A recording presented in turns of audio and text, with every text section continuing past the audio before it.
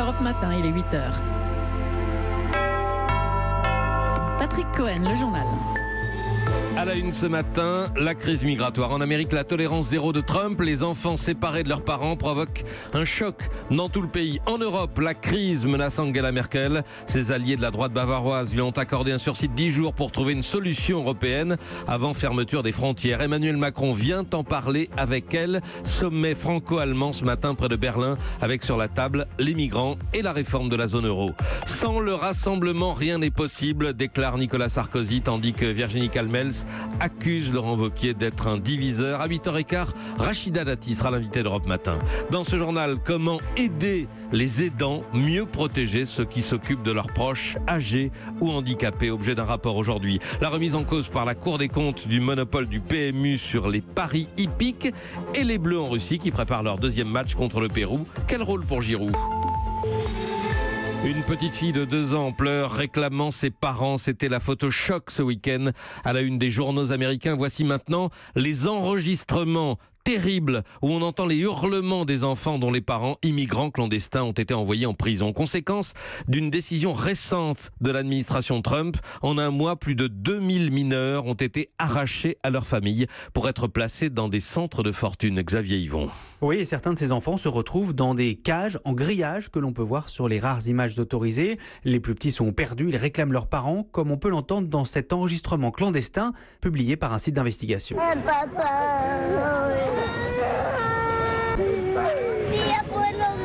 Une fillette du Salvador récite le numéro de téléphone de sa tante. Un petit garçon dit qu'il vient du Guatemala. Indignation chez les démocrates, chez les responsables religieux, même les pro-Trump. L'ancienne First Lady Laura Bush dénonce une politique cruelle et immorale. L'ONU s'inquiète et Donald Trump lui-même trouve ça très triste, très triste. C'est pourtant son administration qui applique cette politique tolérance zéro pour les immigrants illégaux. Le président, lui, dit que c'est la faute des démocrates et des lois qu'ils ont votées. C'est faux, mais c'est un calcul politique. Donald Trump s'en sert pour faire du chantage aux démocrates.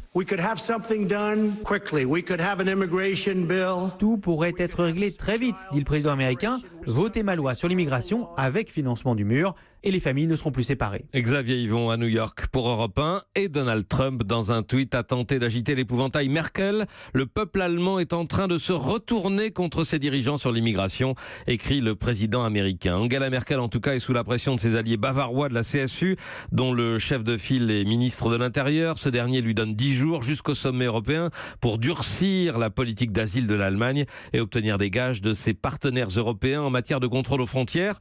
Hélène Kohl, vous êtes à Berlin pour Europe 1. Emmanuel Macron voulait d'abord avancer sur la réforme de la zone euro, mais c'est bien la question migratoire qui va passer aujourd'hui en tête des priorités.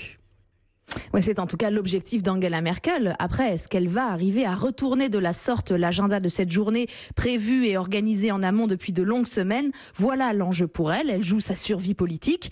Mais du côté des équipes françaises, lors des dernières réunions préparatoires, on a bien insisté sur l'éventail complet des questions à aborder, avec, vous l'avez dit, pour le président, un point central, la réforme de la zone euro à laquelle Berlin dit non. Alors on n'en fait pas mystère à l'Élysée, c'est la journée de la dernière chance pour convaincre la chancelière.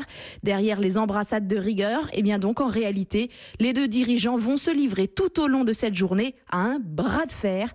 Qui va imposer l'agenda?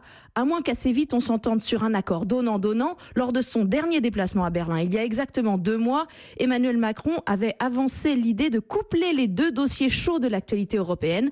Si la France soutient Merkel en sursis sur la crise migratoire, il y a peut-être gros à obtenir en contrepartie sur la réforme de la zone euro. Hélène Kohl, la correspondante d'Europe 1 en Allemagne. En Italie, le nouvel homme fort du gouvernement Matteo Salvini annonce le prochain recensement des Roms vivant en Italie afin d'expulser les étrangers et malheureusement, a-t-il dit, de garder les Italiens. L'annonce a provoqué un nouveau tollé.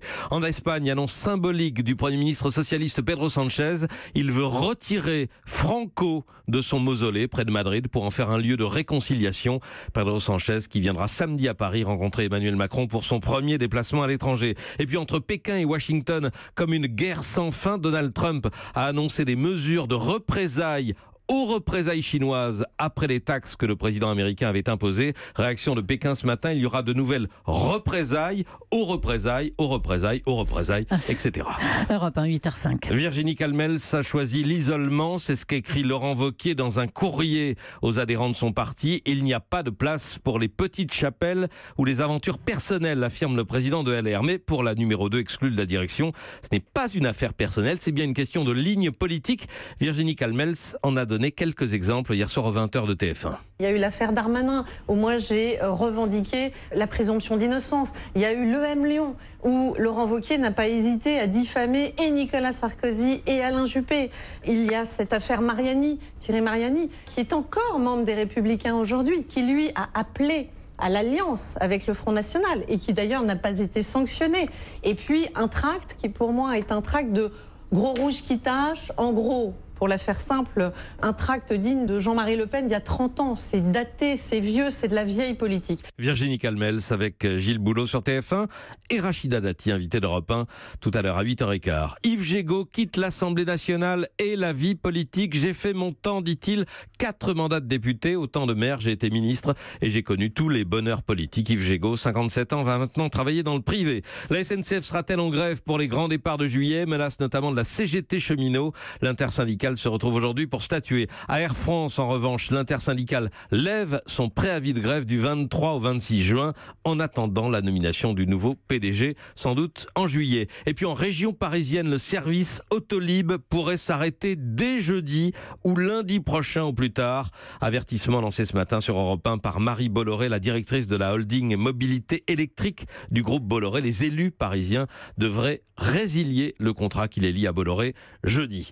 Faut-il mettre fin au monopole du PMU sur les courses de chevaux en France? Nicolas Barré, la Cour des comptes met les pieds dans le plat. Et son rapport est de la dynamite. La Cour des comptes s'est plongée dans ce monde opaque des courses tenues par 2 sociétés, France Gallo et Le Trot, qui contrôlent le PMU et donc la manne des parieurs, plus de 9 milliards d'euros, dont 77% sont reversés aux gagnants, tandis que le reste sert à financer la filière hippique en France. Le problème, dit la Cour des comptes, c'est que depuis l'ouverture des paris en ligne, eh bien les joueurs se détournent des champs de course, les bénéfices du PMU chutent et les sociétés de course, dit la Cour, sont incapables de faire des économies et surtout de définir une stratégie face à ce déclin. D'où la remise en question de leur monopole sur les paris hippiques. Voilà, et ce serait un électrochoc. Évidemment, le monde du cheval est vent debout. Les sociétés de course qui gèrent les grands hippodromes, Vincennes, Auteuil, Longchamp, Maison Lafitte, etc., veulent à tout prix conserver le contrôle du PMU qui les fait vivre. La Cour des comptes est pourtant sévère sur leur gestion. Elle pointe par exemple la rénovation de l'hippodrome de Longchamp qui a coûté une fortune. Au moment où l'État privatise la Française des Jeux, le message est clair, le PMU et le monde des courses doivent se réformer. Sinon, l'État s'en chargera car l'enjeu, eh bien, c'est tout l'avenir de la filière hippique française qui vit grâce à l'argent des parieurs. Nicolas Barré, directeur de la rédaction des Échos, merci.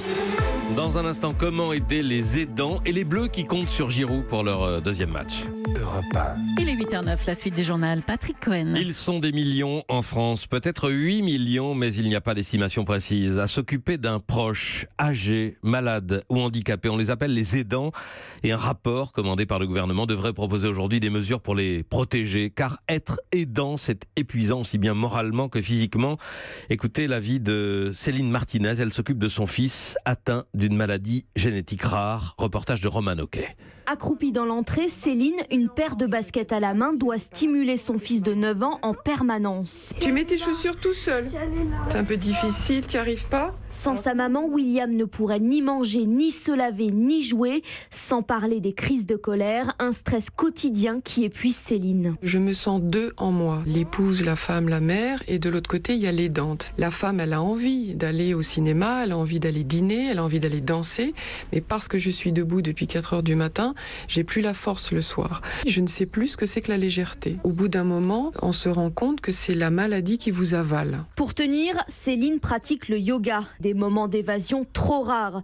La mère de famille ne voit qu'une solution pour alléger cette charge mentale. Il faut proposer du répit aux aidants. Ça veut dire former des personnes comme une babysitter mais extrêmement spécialisée et que cette proposition de répit soit régulière. Céline aurait besoin de 2 accompagnants au quotidien, une demande qui fait fait face à une autre difficulté, le manque de personnel disponible. Roman Hockey. Le mondial en Russie. Hier, victoire de l'Angleterre sur la Tunisie 2-1 et de la Belgique face au Panama 3-0. Quant aux Bleus, ils affronteront le Pérou après-demain avec un possible retour en grâce d'Olivier Giroud, remplaçant samedi dernier contre l'Australie. Il pourrait cette fois démarrer la rencontre. Un joueur qui a appris à être conciliant. Cyril de la Morinerie. Olivier Giroud a beau être le meilleur attaquant français en activité, avoir inscrit 31 buts avec le maillot bleu, il a toujours eu du mal à s'imposer. En 2014, lors du mondial, la star en attaque c'était Benzema. En 2016, pour l'Euro, Griezmann. Cette fois, en 2018, il se retrouve en concurrence avec les deux prodiges Mbappé et Dembélé. Mais Olivier Giroud est combatif et Didier Deschamps apprécie particulièrement son état d'esprit. Le numéro 9 de l'équipe de France le confesse volontiers. Il a toujours dû se battre pour gagner sa place. C'est un peu l'histoire de toute ma carrière. Toujours remis en question. Il y a des fois où c'est un peu usant, un peu lassant à force, oui, étant donné qu'on fait le boulot sur le terrain, mais ça m'aide aussi à rester alerte et à me concentrer sur ce que j'ai à faire. Remplaçant samedi pour le premier match du mondial, Olivier Giroud a patienté sans rien dire sur le banc jusqu'à la 70e minute. Son entrée a été déterminante, c'est lui qui fait la passe à Pogba sur le deuxième but. Une fois de plus, Olivier Giroud a convaincu par son énergie. Il pourrait ainsi s'offrir une place de titulaire face au Pérou. Istra, Cyril de la Morinerie, Europe 1. Dans un instant, Rachida Dati, députée européenne, maire LR du 7e arrondissement et ancienne garde des Sceaux, notre invitée. Europe.